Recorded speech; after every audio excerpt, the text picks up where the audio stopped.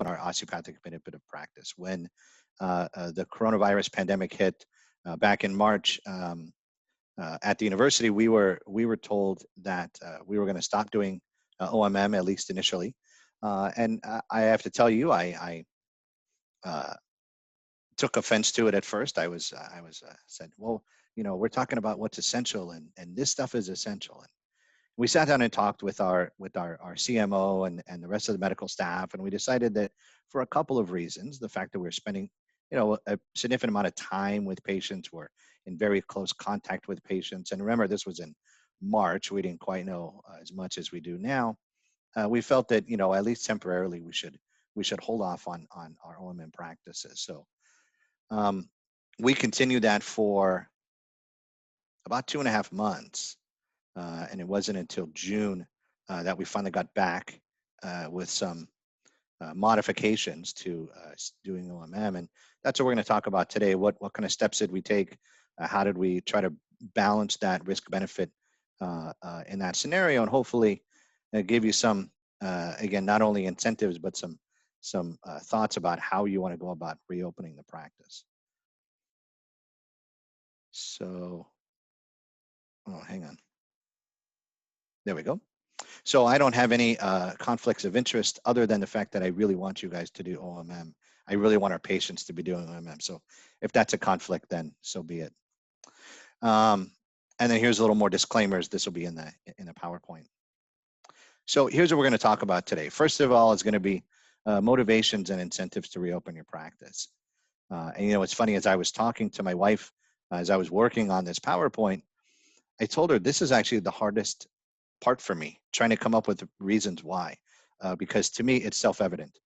There was I didn't need any motivation to want to reopen my OMM practice, but we'll talk about some motivations there. We'll talk about maybe some fears and anxieties people might have around reopening their practice, and then some kind of hands-on precautions, policies, practices. What kind of things do we need to do? I'd like this to be interactive. It's a little hard in this kind of webinar scenario. So I'm not going to probably speak for the whole hour. I want to have some time. So if you've got questions, put them in the Q&A and we'll talk about them going forward. So just as a reminder, I know I'm preaching to the choir here, but our osteopathic practices are built on these 4 tenets written by the Kirksville School. So the body is a unit. The body has self-healing mechanisms, structure, function, and related, and rational treatment is based on understanding those. And I'm putting these in here because we're gonna come back to this. And then really I want us to remember what makes our practices distinctive, and that's this 5 models approach that we take, where we're not just looking at, you know, what medication can we give you, what referral should we make, do we need surgery or not, but we're looking at, are there biomechanical aspects to what's wrong with you? Are there neurologic aspects to what's wrong with you? Do we need to enhance your respiratory circulatory, you know, system? And then are we addressing that biopsychosocial aspect? And I want to share this definition of what an osteopathic physician is. Maybe this is something, you know, I think this is something we all struggle with. What's my elevator answer, right? What's my speech? And certainly when we talk with our medical students, trying to get them to have a concise answer can be difficult. And so we've come up with this kind of 4-part answer that I think kind of encapsulates not just what is a DO, but, you know, there's lots of MDs out there that are now looking to you know, incorporate osteopathic principles. We've got folks that are taking osteopathically recognized residency programs. So how do we kind of broaden that definition and yet not lose what it is that makes us distinct as osteopathic physicians? So first of all, and this is obviously something that we've been talking about a lot recently in social media, a fully qualified and licensed physician. Number 2, we're educated within a context of a distinct patient-centered, health-oriented philosophy. And that's really key, I think. There are lots of folks that might use manipulation in their practices, whether it's physical therapy, chiropractic, massage therapy. They're doing hands-on stuff. There are lots of people that are kind of holistic, if we want to use that terminology. But what one of the things that makes, I think, an osteopathic physician distinctive is that these aren't just techniques we do. These aren't just sort of a Band-Aid that we're using. this is really the heart of how we learn to be physicians. It's patient-centered and health-oriented. Trained to combine specialized diagnostic and therapeutic hands-on skills that we call OMT with the latest advances in the science and practice of medicine to offer comprehensive healthcare to our patients. I think this kind of 4-sentence definition really kind of encapsulates what makes us distinctive as osteopathic physicians. And I always try to help my students, to recognize that we're not talking about unique. There are lots of people that incorporate one or all of these elements, but we are distinctive in that we have a philosophy. We use our hands. We incorporate it into all the rest of healthcare to provide comprehensive care to our patients. All right, so let's talk motivations and incentives for reopening your practice. So I think the biggest thing, and this is the only slide I have on this, is that our patients need that touch, need that hands-on care. We are working right now at the university to develop a telemedicine rotation. And we're kind of excited. We're going to try to do some really innovative things, doing inpatient medicine, a lot of really exciting stuff. But one of the things that we're struggling with is how do you make telemedicine osteopathic? When you can't put your hands on people, what does that look like, right? And I think what I found in the 2.5 months that I wasn't seeing patients was that the patients really just needed our touch. When they finally came in, literally some of them were in tears, the fact that I could finally get my hands back on them and treat them. And that's that mind, body, spirit, I think, of those 4 tenets. I saw a patient in the urgent care who was post-COVID, post-hospitalization. She was coming into the urgent care because she was having swelling in one leg, and her primary care was worried about a DVT. And as I was talking with her, I said, "Boy, you seem very, nervous, anxious." She said, "No, I don't know what's going on. I just, I'm scared." And I said, "Well, I'll tell you the truth. This was back in, April or May." I said, "Most of us don't know what's going on. I mean, it is scary." And what I realized.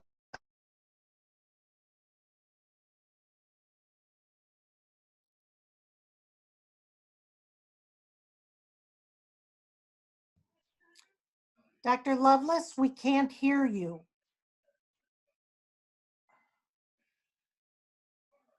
You were going good, and then something happened. How's that? Are we back? Thank you. Okay, thank you. I wonder where I cut off. You cut off right when you were talking about the patient that you were telling her that we're all scared. Gotcha. Thank you so much. So I realized she probably hadn't been touched. Nobody had touched her. I can picture in the hospital, everybody in gowns and gloves and full PPE. And so I put a hand on her shoulder as I was listening to her lungs, and she actually reached up and touched my hand. She didn't say anything, but she reached up and touched my hand. And I thought, boy, these patients really just need somebody to put hands on them. So I found that a lot of my patients have been using more of their pain medicine. And this was a problem. Obviously one of the real advantages to an osteopathic practice, one of our goals, I think, is trying to get that pain medicine usage down to a real degree. And a lot of them said, "Doc, I needed to take more of my pain meds since you've been gone." So I think that's that structure function relationship. I haven't been able to work on their structure, which means I haven't been able to get their function going, which means they're taking more meds, and that's obviously a problem. And actually, this was kind of interesting. Some of my patients did really well. And they said, "You know what? I was worried. I thought I was going to be doing terribly. I thought I was going to, and I've still been exercising. I've still been doing those things. And I feel really good." And that was actually, I think, is actually going to lead to some real benefits for those patients, because now they're seeing, one, they're a lot more independent than they thought, and they're recognizing that kind of self-healing process that they have. So I think that 2.5 month hiatus really highlighted for me those osteopathic principles that the 4 tenets that I really got to see in practice. So again, I really struggled because I wanted to come up with a whole bunch of motivations to get in there. And at the end of the day, I'm like, it's because we're osteopathic physicians. We want to get in and treat our patients. So what kind of fears and anxieties might people have around their practice? And if we were in person, I would ask for a show of hands right now, or ask for some kind of Q&A right now, but I'll go through some of the things that we went through that I kind of felt. And then again, if you've got other comments, put them in the questions. We'll go through here. So right now, what do we know about transmissibility of the virus, right? It's probably 1.5 times more transmissible than influenza. That number goes up and down all over the place, but the best estimates I've been able to see was about 1.5 times more transmissible. So there is, obviously, if you have a SARS-CoV-2 patient come in, yeah, there's a real chance that there's a higher chance that they would transmit it. Obviously, respiratory transmission, is it aerosol? Is it droplet? And what about the mucous membranes? Is it going to get into your eyes? Is it going to get into, mucous membranes? Is that problematic? And we'll come back later in terms of how we're going to address these things. But I think these are still open questions. You've seen CDC, World Health Organization, different groups go back and forth, kind of vacillate on some of this data.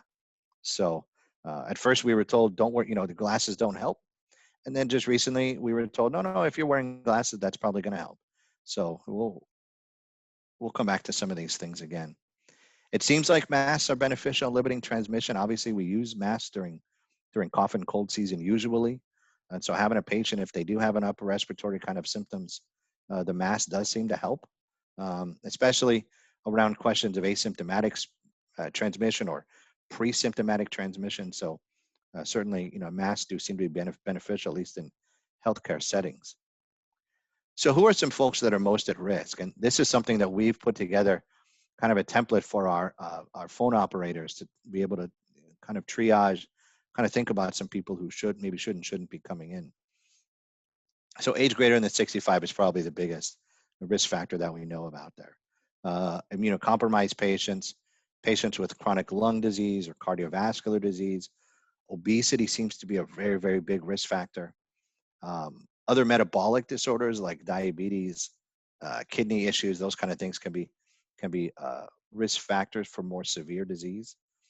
And then we've seen that African American patients of color, Latinx, have probably because of social determinants of health, seem to be at higher risk, especially for developing the COVID syndrome and more severe disease. So, as you're thinking about, okay, I want to reopen my practice, you're going to have to start thinking about, how do I stratify patient?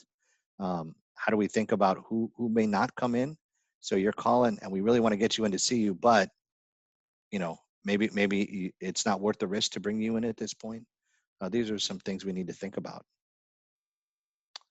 And then, of course, we're worried about liability.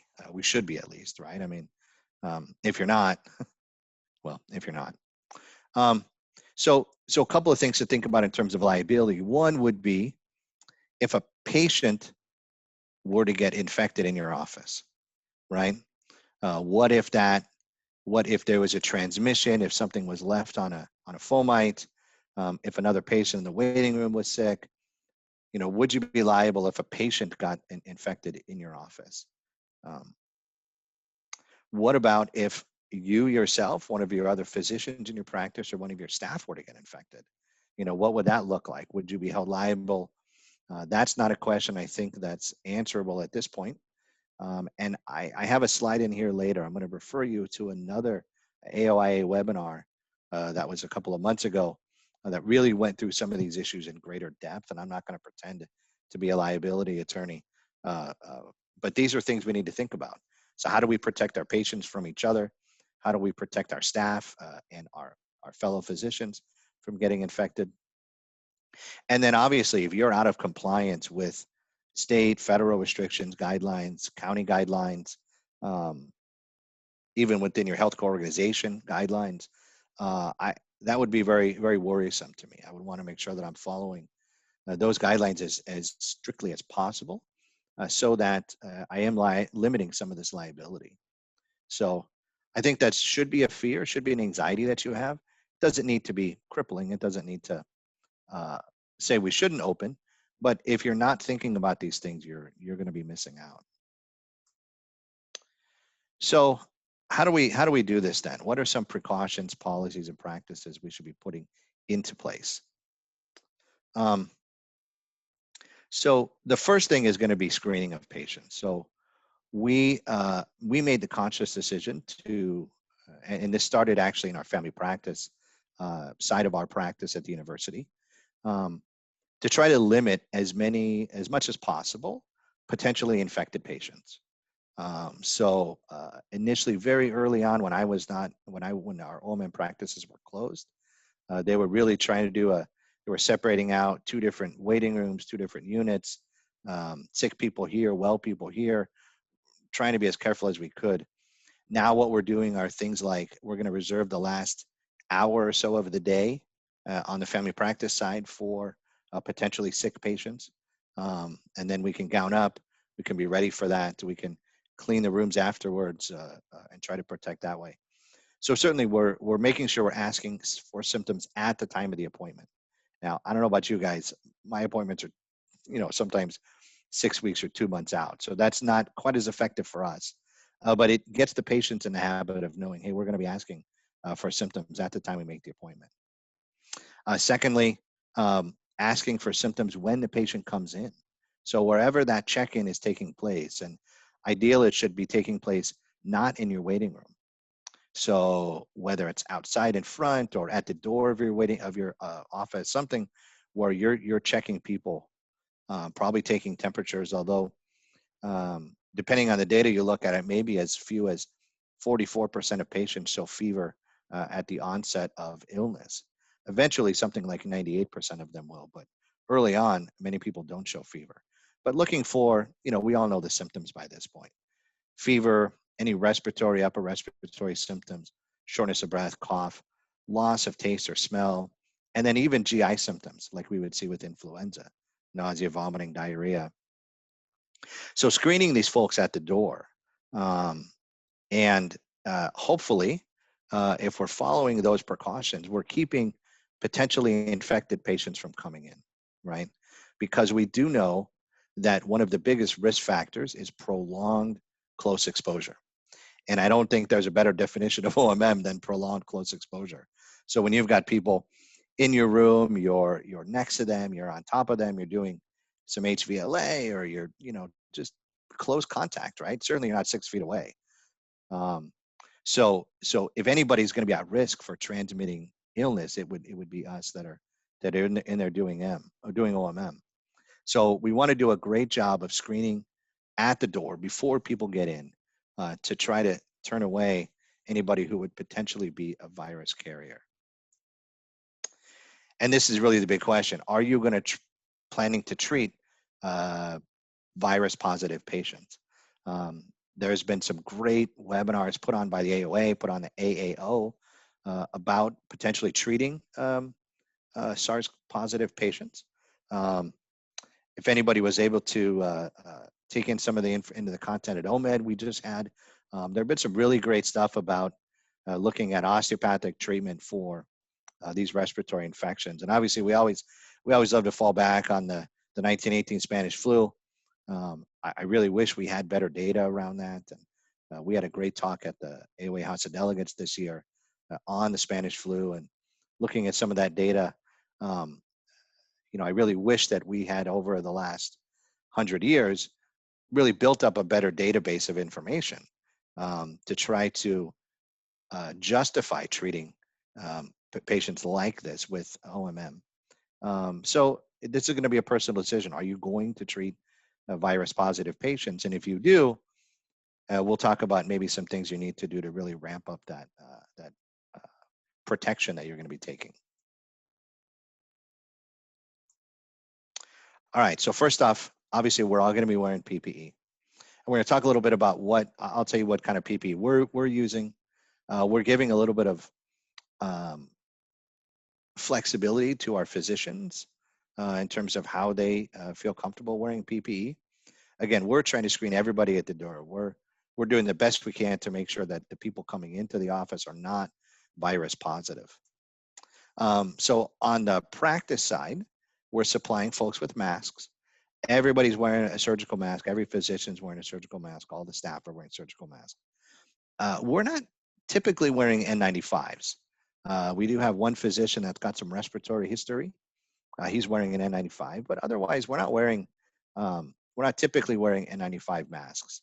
Again, I don't think if you look at the CDC recommendations, I don't think there's really justification in patients that are likely virus negative to be wearing N95s, even if they were positive, but they were pre-symptomatic or asymptomatic. It's unlikely that they're going to transmit enough virus in that time frame to be problematic.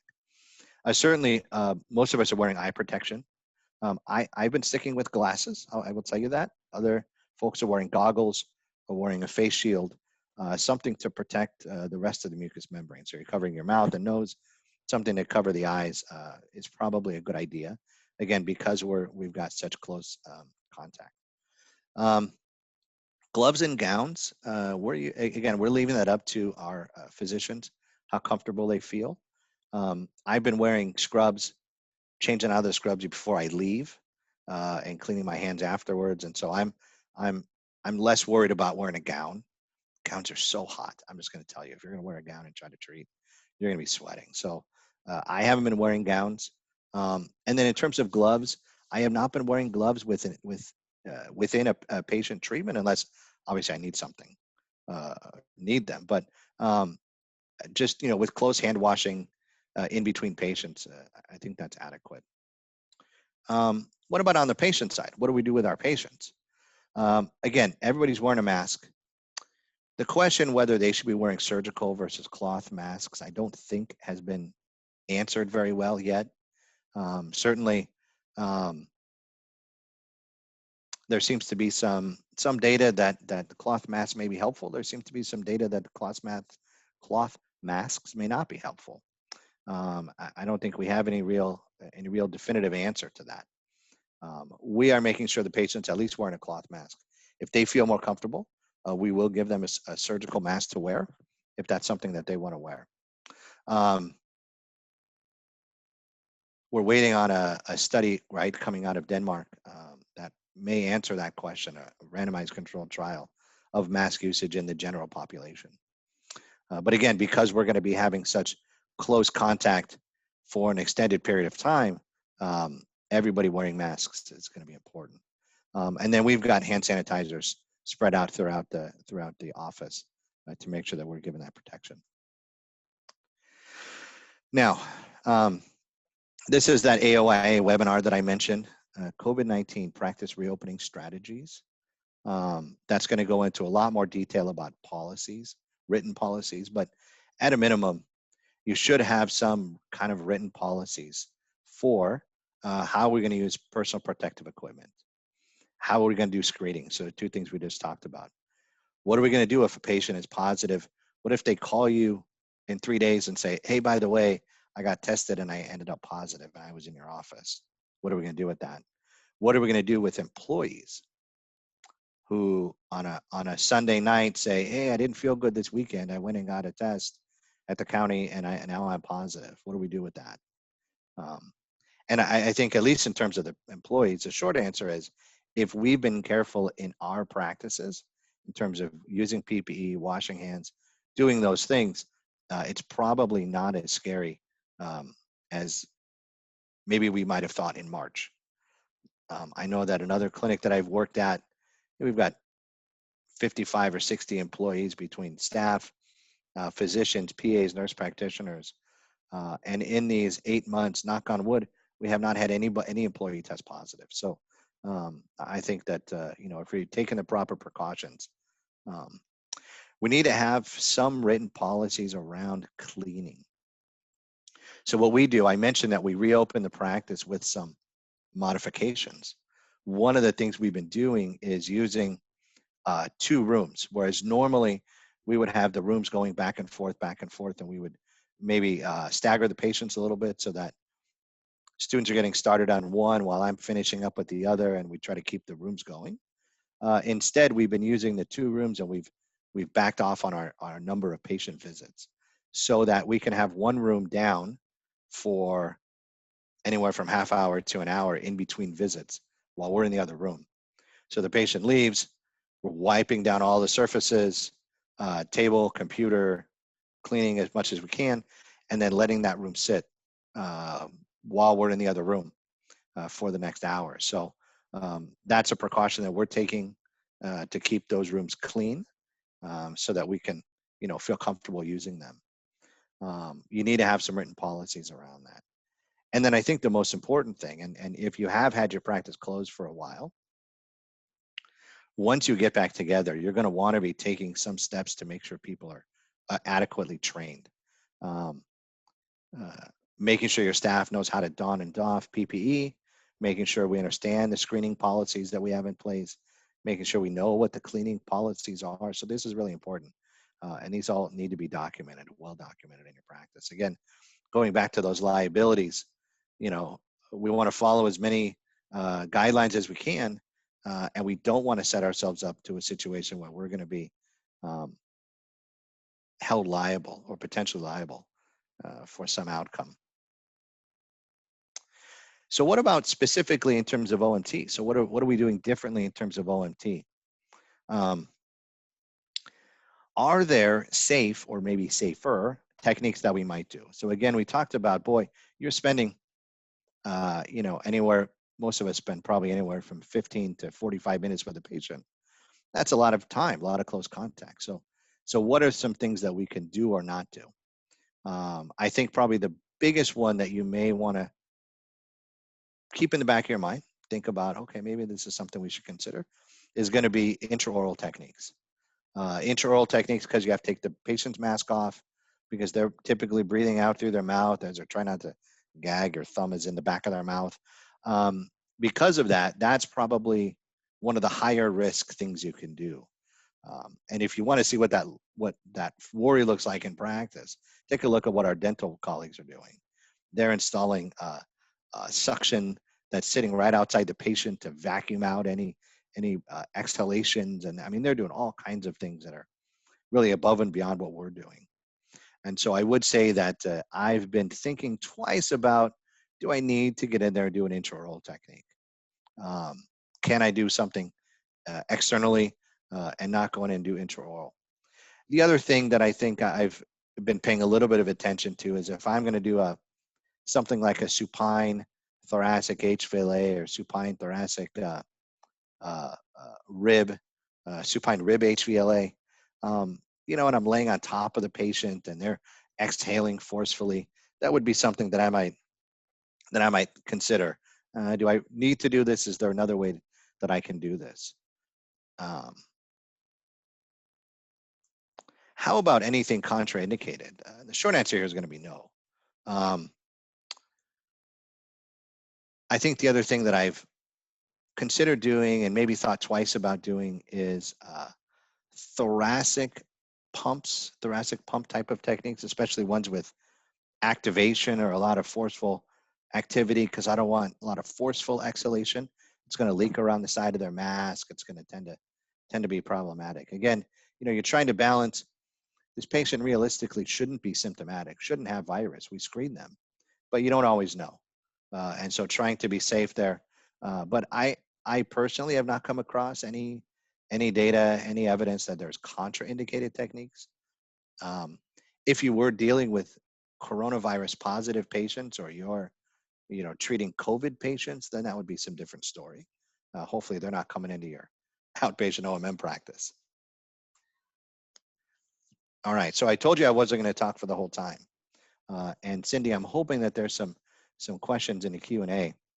All right, thank you for wealth of information that I found very informative.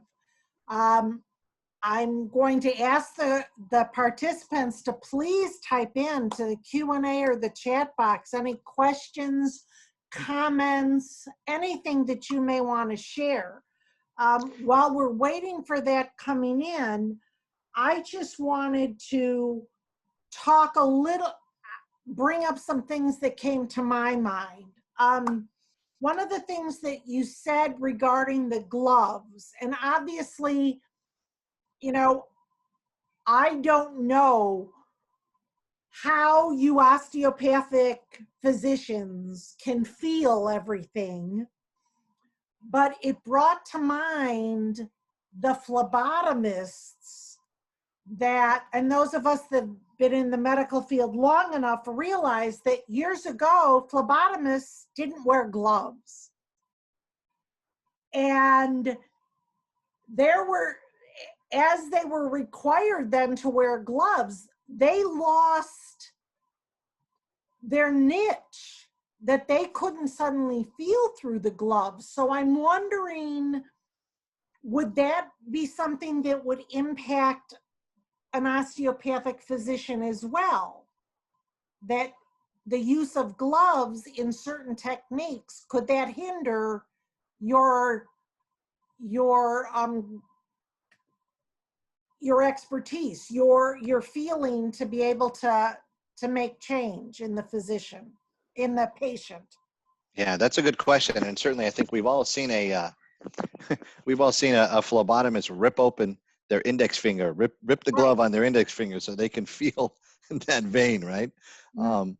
You know, so I obviously I talked a little bit about intraoral techniques. I'm going to wear a glove if I'm intraoral. I'm going to, but I typically don't use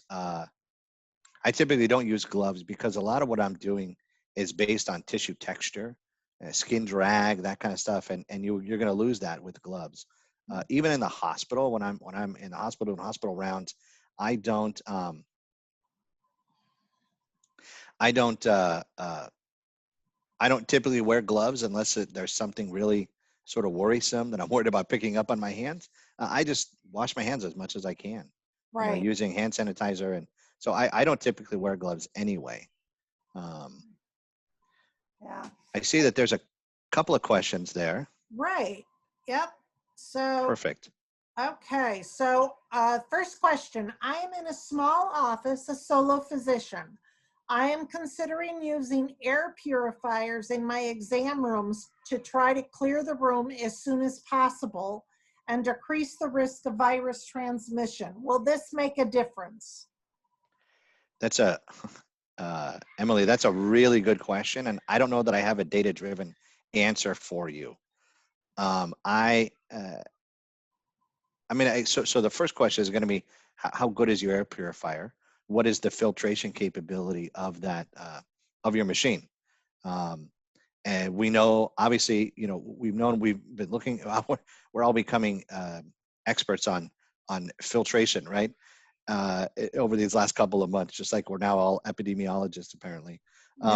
But certainly, as we're looking, we see that an N95 mask has greater than 95% filtration of even the virus-sized particles that we're dealing with, whereas a surgical mask probably has something like 30 to 40% filtration efficacy, and a cloth mask may have something like 0, depending on what kind of mask you're using. I saw one of the I think it was one of the Kardashian, or one of the Jenner kids with like a crocheted mask on or something like that. So, I think if you're using a high enough quality air purifier, and you're just going to need to figure out what is the filtration capability of your machine, it would absolutely make a big difference. One, it would have to be powerful enough to circulate that room, and you'd have to figure out, probably do a little calculation, see how quickly it would filter out that room. And then number two, it would have to be the appropriate filtration efficiency in order to trap this virus that we're dealing with. So I hope that answers the question there. Okay. Next question. Prior to the pandemic, what percentage of patients did you treat with OMM? And have you traveled to Italy and China before? What makes you assume African Americans or Latins are more at risk? All right, so a couple of questions there. Thank you for that. I appreciate that. So I have an OMM practice. My practice is 100% manipulative. So I treat everybody that comes in the door, assuming it's appropriate, obviously, with OMM. So that's my practice. In the urgent care, I do some urgent care work too, and where it's pretty busy urgent care. I probably treat 10% of patients with OMM, and that's a little bit of a different scenario there. I have not traveled to Italy or China or any other area that's at risk for disease, at least initially. Now, obviously, everyone's at risk. But so we weren't worried about, and we didn't have anybody in our practice. The university actually, when we went on quarantine in March, stopped all travel as well. So we weren't worried about somebody traveling and picking something up and bringing it back. And then in terms of assuming African Americans and Latinx are most at risk, that data comes from a lot of sources. My reference there was the CDC, but there's a lot of sources out there that are showing that those populations are not so much at risk for more illness, but at risk for more severe illness, at risk for picking up, for converting from virus positive to COVID syndrome. And if they do develop COVID, are more at risk for adverse outcomes, including death. And that is that information. Again, it seems to be it's related to probably more social determinants of health and not any other kind of factor there. Okay. Thank you. And is there any specific terminology you put in your documentation as a legal disclaimer or to reduce future liability? So I have just simply started I've been starting out my notes by saying patient seen during COVID pandemic. I don't know why. It just has become an automatic thing for me. And I do put using appropriate PPE, and I leave it very general like that. But I have started putting that in my notes just in case. You know, you never know. Mm-hmm. Okay.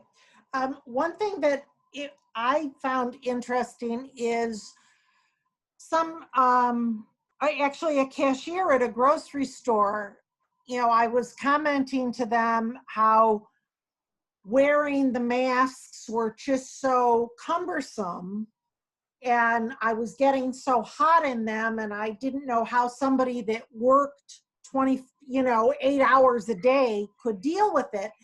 And the checker, which I thought was kind of interesting, basically said to me, I originally found that as well. He said, but I will tell you, I've been a cashier for 15 years, and this is the first year that I have not been sick at all because I've been wearing the mask, which I found, I was like, whoa, okay, that's kind of interesting to me. So it is. You know, we're seeing the early data on influenza right now is showing something similar, that influenza numbers nationally and worldwide are very, very low.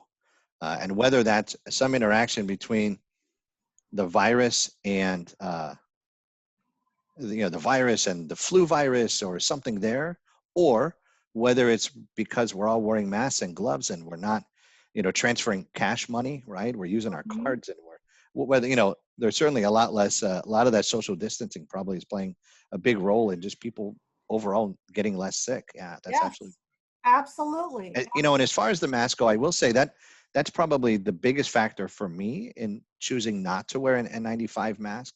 Those masks are tight. They're hard to breathe through for good reason. You want them to filter.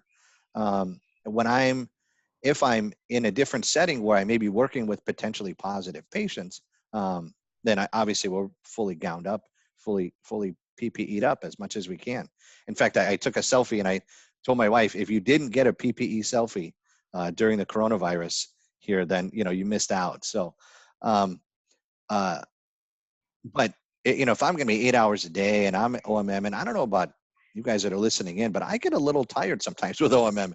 There's a lot of moving around, and people, trying to do that breathing through an N95 can be really, really difficult. So the surgical mask, you get it fitted well. It doesn't tend to fog up my glasses, and that seems to be pretty effective. Right. The fogging up of the glasses, and I've heard issues with people with hearing aids with the masks that they can't, the hearing aids come off every time they go to take their mask off. I know that the gym that I'm using, they, instead of taking temperatures, they actually have us smell something before we're allowed into the gym. And if we can't smell it, we can't come in. So it's kind of, it's like, you know, you don't know what area to go with. But again, as you mentioned, depending on the study, some people aren't having the fevers. They may be losing their taste or smell quicker than the temperature is showing. So yeah.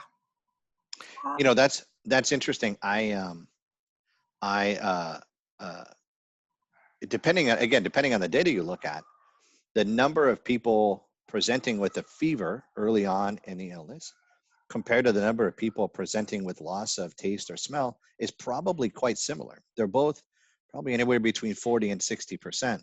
I don't know if you're going to miss somebody, but you might miss them if you're checking fever too. I like that.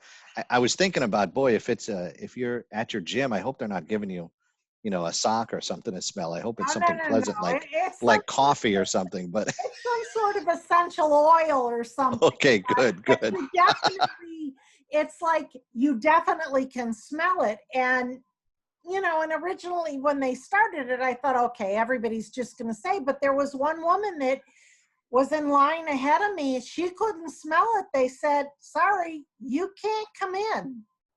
You know, you got to go figure out what's wrong with your sniffer. So, I will say this last couple of months, every time I feel tired or feel a little, maybe I didn't sleep well last night, that's one of the first things I'm doing is smelling stuff to see if I can.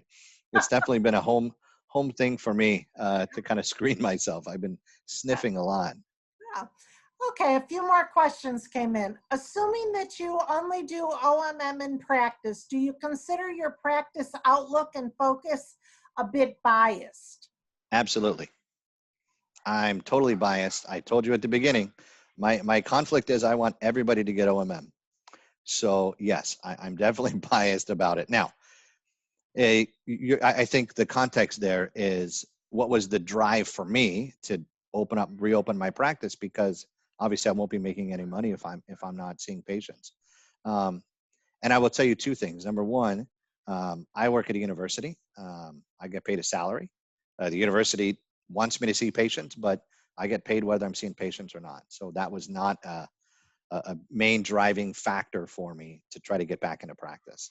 The reason I wanted to reopen my office was because I'm sitting at home thinking about these patients that aren't getting treated, and the benefits they've been seeing, and the work we've been doing over this period of time, we were missing out on. So yes, obviously there's a bias. I want to get in and see patients, but yeah, I don't think it was not a financial bias for me, because I was getting paid the same salary sitting at home doing Zoom meetings or doing OMM on patients. So, And, and yes, I think everybody should get OMM. right. And we appreciate that, Dr. Lovelace, which is one of the reasons why we wanted you to present this, because it wasn't financial. Whereas, unfortunately, a lot of the OMM specialists that's their livelihood. They needed to be able to do that. That was the only way they could survive. So we do appreciate that. Which techniques do you find useful using the most at this time? I haven't changed up my practice style all that much. Again, I maybe think once or twice about whether I'm going to do intraoral stuff, as I mentioned, but otherwise I'm treating people the way I usually would. So that's going to be, you know, I use a lot of myofascial release. I use a lot of balanced ligament extension. I use articulatory muscle energy. And then, you know, I always think I use a lot of HVLA, but if you were to ask my students, they would say I don't use a lot of it, but I feel like I use it a lot. So HVLA, soft tissue, muscle energy, um, uh, and then, you know, myofascial and BLT. I haven't really changed up my practice style all that much. Okay. All right. Well, I do not see any other questions coming in at this point. So attendees, should you have a question that you have for Dr. Lovelace, do not hesitate to send it to the physician services at osteopathic.org, and I in turn will reach out to Dr. Lovelace and get you an answer. Reminder that all of you that are listening in to get your CME to please go back to the AOA online learning platform, where you will be able to access the post-evaluation. We will be putting the slides of this and the recording, which will be up there probably by tomorrow. And Dr. Lovelace, again, thank you so much. We truly appreciate it. And even more importantly, that after getting evacuated from your home, you took the time to be with us this evening. And Well, we certainly do hope that you and your family and your home are safe. well, thank you. And let me just wrap up by saying, look, I think safe, rational, careful reopening of your practice is absolutely possible. If you take the right steps, you're being careful who you're seeing and how you're practicing, I think it's absolutely possible to do it in a safe, careful way. And really, the important thing to remember is that our patients need our care and our touch now, probably more than ever. So, just I always finish my lectures the same way. Get out there and just put your hands on your patients. So, thank you very much for inviting me. I appreciate the time, and please, if you have more questions, send them in, and we'll start some more conversations. All right. Thank you again. Everybody have a great evening and be safe. Thank you. Thanks, everybody. Bye-bye.